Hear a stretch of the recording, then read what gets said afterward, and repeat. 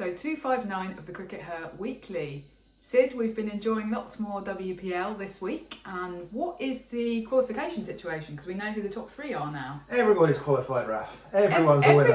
Everyone's a winner. Everyone except UP Warriors and RCB. Okay. Everyone except those two. So RCB lost to UP Warriors yesterday. UP Warriors are already out, RCB are now out. So we know which three teams are qualified. It's the MI, DC and Gujarat Giants. What we don't know is who's going to come first and get that spot straight through to the final. That actually won't even be decided in the next game. There's 2 games left. Who gets straight through to the final won't be decided until the last game, definitely.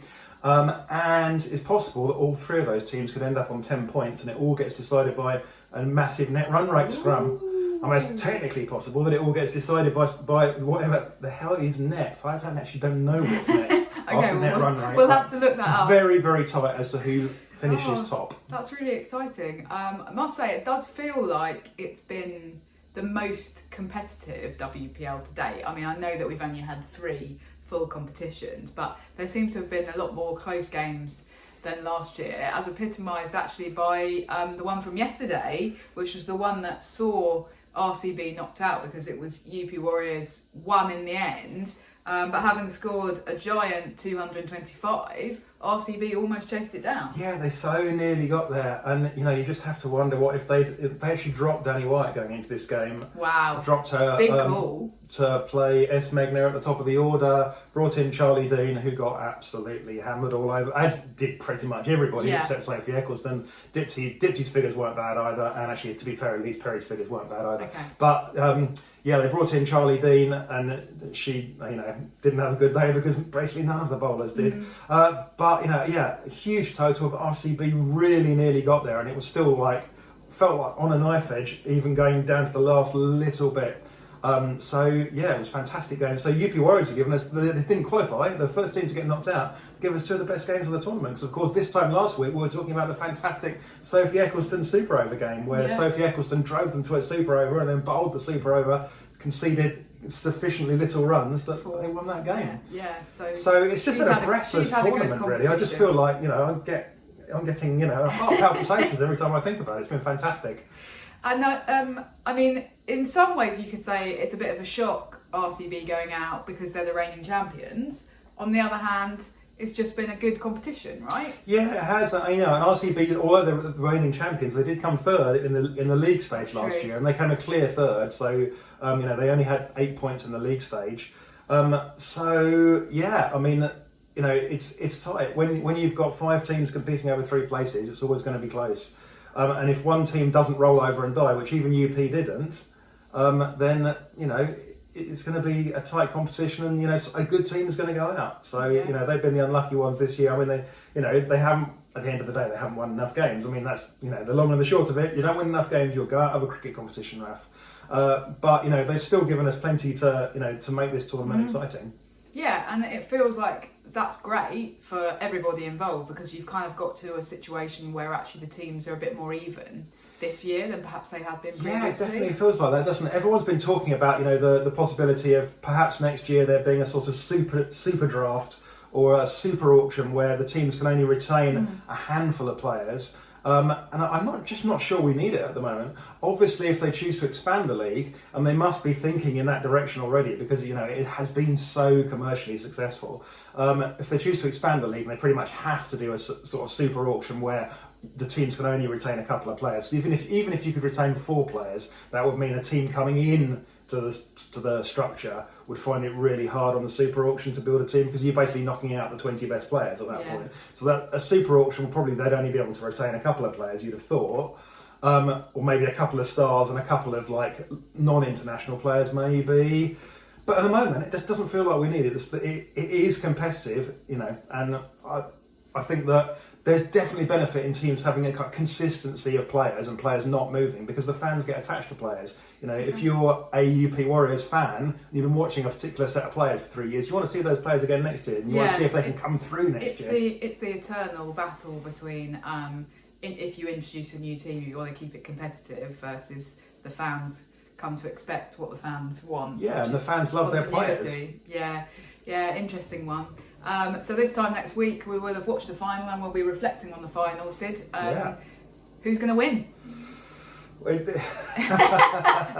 I mean, you know, at the moment, Delhi Capitals are in pole position, right, but you know, I would not be surprised by any result now. Okay. You know, Gujarat Giants have definitely got the players to win that final, as have Mumbai Indians. Who do you think? I'd like to see Mumbai Indians win because I love Lottie, and I think it will be nice for her to have a bit of success in what may be her last coaching stint in WPL, because she may be taking a different job, but we'll come to that later. Well, I assume she won't do the England job forever, so she might be back at WPL. True. Okay, that's true. That does sound like I've got some kind of unique insight, by the way, into what Charlotte Edwards is thinking and what's about to happen at the ECB. I don't. I just have what my heart desires. That's where I'm coming from. So closer to home this week, Sid. The PCA, the Professional Cricketers Association, who are sort of like the Players' Trade Union, who operate in England and Wales, have released a new Women's Cricket Impact Report this week. It's their first ever Women's Cricket Impact Report.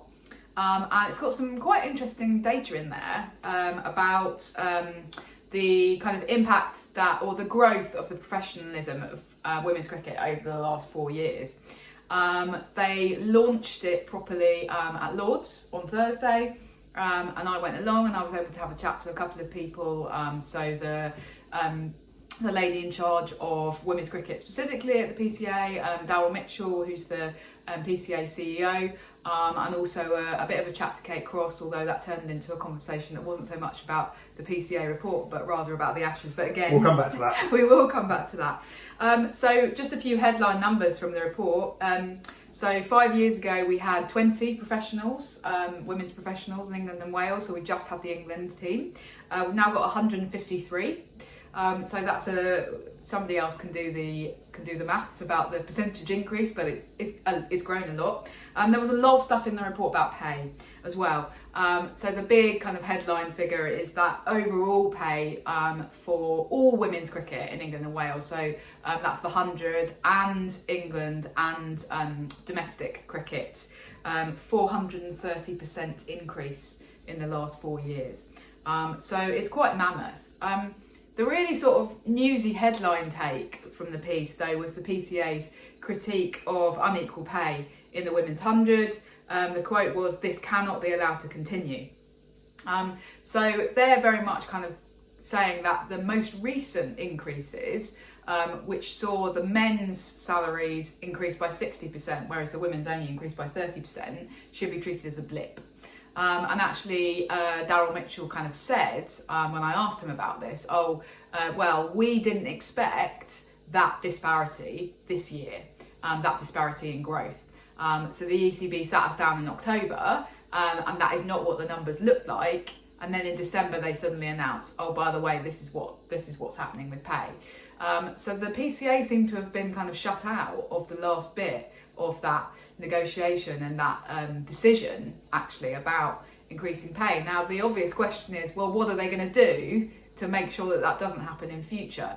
And having been to the event and spoken to various people, I'm not convinced that that anybody knows the answer to that, other than, well, we're going to try to keep putting pressure on the ECB and just try to tell them that that's unacceptable. But how do we know that exactly what happened last year, which is being described by all parties as a blip, doesn't just happen again?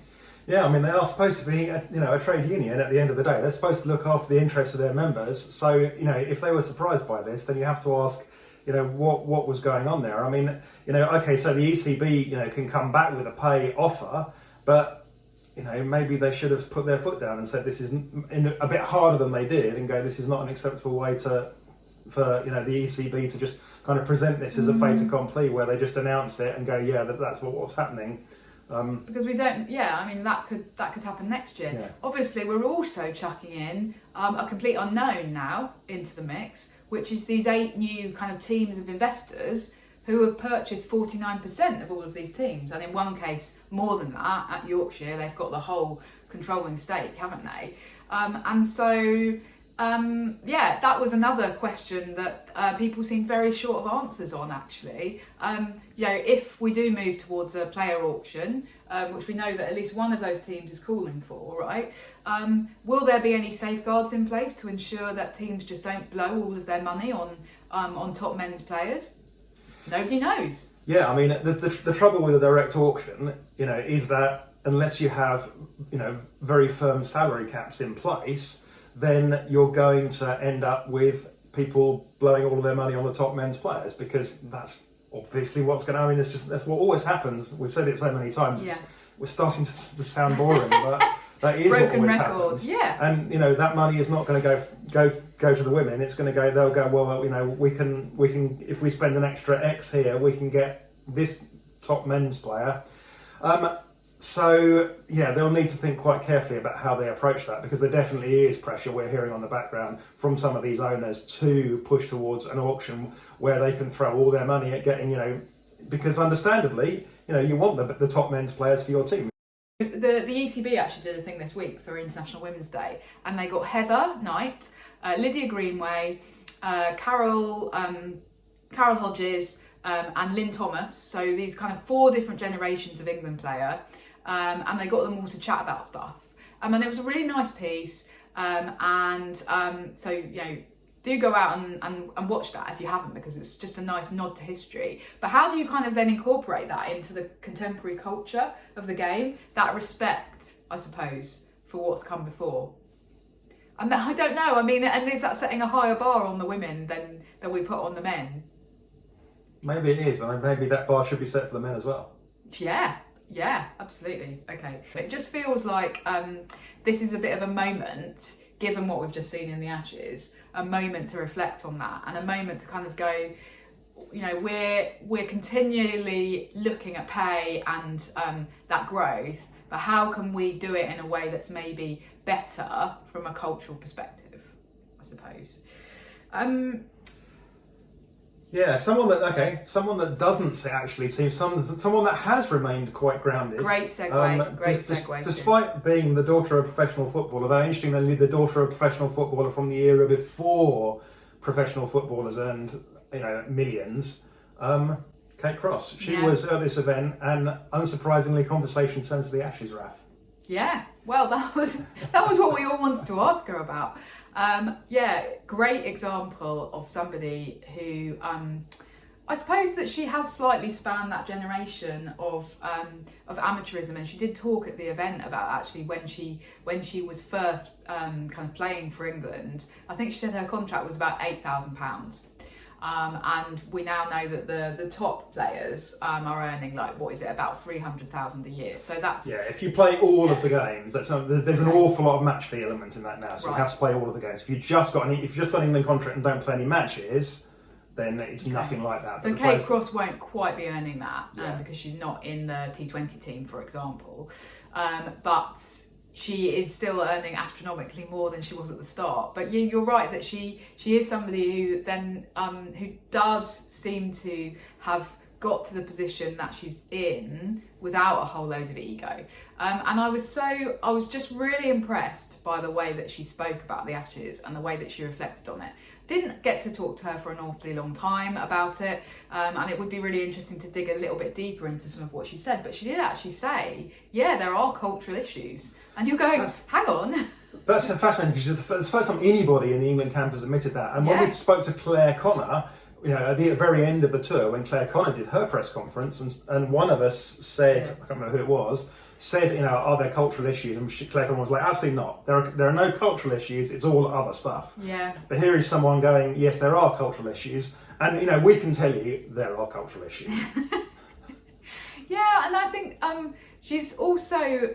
She showed great awareness and great sort of foresight about the broader ramifications of the tour, which again is not something that we saw from anybody else. Most of the players were very much confined to, well, this is just one moment, this is just one match, you know, it's on this particular day, we haven't played very well. What Kate actually did was she's kind of gone away obviously and thought about this and said that she fed this back into the review, which is great because we need honesty as part of this review. We need to honestly confront the issues. And she said, I'm actually really worried that we've lost fans as a result of this. And what we need to be doing is thinking about how we can make people fall back in love with English cricket. Now, if you read below the line on any of my Guardian pieces from the Ashes, she's absolutely spot on. I don't expect the England players to be going and doing that, because I don't think that would be a very nice experience. But people are saying, why should I go and watch England play West Indies in May or India in July when they don't show me any respect of showing any kind of hurt or upset when they do so badly during the Ashes? And just kind of try to make light of the huge yawning chasm between them and Australia. And Kate recognised that. And yeah, she was honest about that. I wonder whether there's an element of, because she didn't play a match, she was able to take a little bit more time to reflect. It doesn't come down personally on her, does it, in quite the same way as if she'd been one of the ones that had... But the other side of the coin is that she's got to face all of those players in the next few months. Yeah, she's hoping to get selected. Possibly that she realises that she's unlikely to be dealing with the same captain and coach. I still think that she's taken a bit of a risk there. Yeah. And being honest, she's actually kind of stood a little bit apart from the pack, and I really admire that. So she, and I hope that there won't be any repercussions for her about it. There certainly shouldn't be, but you do worry about these things in team sport because it is cliquey. And if you're not in the clique, then sometimes things don't go well for you. And actually what Kate Cross has done is set herself aside from the kind of the sort of she's not quite singing from the same hymn sheet as the others in a way, and as I say, I admire that, and I think that's great, and I think we really need that honesty as part of this review. No news, by the way, about when the review might report or what might happen or anything like that. We continue to monitor the situation with interest. Finally this week, Sid, we should just say that the top secret England A tour of Australia, the dates have now been confirmed because Cricket Australia sent out a press release. We don't know who's going though from England. Yeah, I mean it's the dates were known. They weren't a secret when we were in Australia. The people in Australia were talking about the dates. So it is fantastic news that they are doing a full tour. Yeah, so this has been officially announced now. So there is actually a test match, obviously in inverted commas. It's not a proper first class match. But they're going to play 2 test match playing conditions. And it'll be with a red ball, and they'll be dressed in their whites, and so that's cool. Yeah, all great stuff. Yeah. So it'll be 3 T20s starting on 26th of March, then 3 50 over games starting on 2nd of April, and then finally it was 4-day game 12th to 15th of April. Yep. So all in Sydney. So if you're in Sydney, I believe you will be able to go and watch them. So get down there. Absolutely. And finally, we're going to talk about wides, Raf. And finally, wides! Yeah. Finally. No, I did just want to talk about wides because I want to talk about reviewing wides in the WPL. So the WPL have had this rule for a couple of years now where you could review wides. It does feel like the players have woken up to it a bit more though. And we seem to be seeing an awful lot of wide reviews. Now I'm having a couple of moments of shouting at the screen about this. I appreciate that bringing on to review wides is good in principle because you don't want to get to a situation where you're into the last over and there's a wide call and you think it's a shocking call and it loses you the match because of a shocking call. So we probably should in principle be able to review wides and to get rid of the howlers there. So that's a good thing. But the problem is there's 2 things with this really. The first is it's taking too blooming long. Every time they review a wide, the third umpire has to look at it 20 times because it's not clear, because the rules aren't really clear. And we've got the VAR problem. Go read Daisy Christodoulou's book on VAR in football because so much of this applies to cricket here. Yeah. The VAR problem is that the rules aren't clearly enough defined as to exactly what a wide is. The third umpire is often left with exactly the same problem as the first umpire. Like, well, where did the batter start off? And where's their starting position? Is it when they started to go back in order to push forwards, or is it? And there's no, in baseball these days, they have a hitbox, whereas like literally you can see on the screen, it's superimposed on the screen, there's a hitbox, says this is where the ball has to go. If the ball doesn't go in here, then it's not a legitimate ball. But we don't have that in cricket. The wide thing is much more, well, if it's too far for the batter to reach it. That's because the batters can move around, right? So that's where the ambiguity comes. Move laterally in their crease a lot these days. So it's not an easy thing to review. And I feel that if we can't review a wide in like 30 seconds, then we probably shouldn't be doing it as much as we are. It slows down the game too much. Yeah, it's too frustrating for the viewers. So my only suggestion here is that there's more of a penalty for reviewing a wide if you get it wrong. So I think you should still be able to review the wides, and this is going to enrage anybody watching this that works on things like cricket scoring software. I think that you should lose a run if you review a wide and it turns out the umpire was right. So not only should you not gain, you should lose a run. Would you get umpire's call in that and you don't lose the run? Well, I don't know. That's a thought as well. But wow, I just think there should be more complicated. There should be more jeopardy for teams just going, well, we've got a couple of reviews left, let's just call the wide and see if we get it. Because you sit there for 3 minutes while the umpire goes, rock and roll that, run that again from here. Now I want to see where she was in the crease. Now go forward to that. Oh no, can you remind me again where she was in the crease? And it's just like, oh. Anyway, I have to deal with this, guys, when we're watching. So it's not easy. Right, thanks for tuning in, everybody, and we will see you next week. Bye-bye. Bye.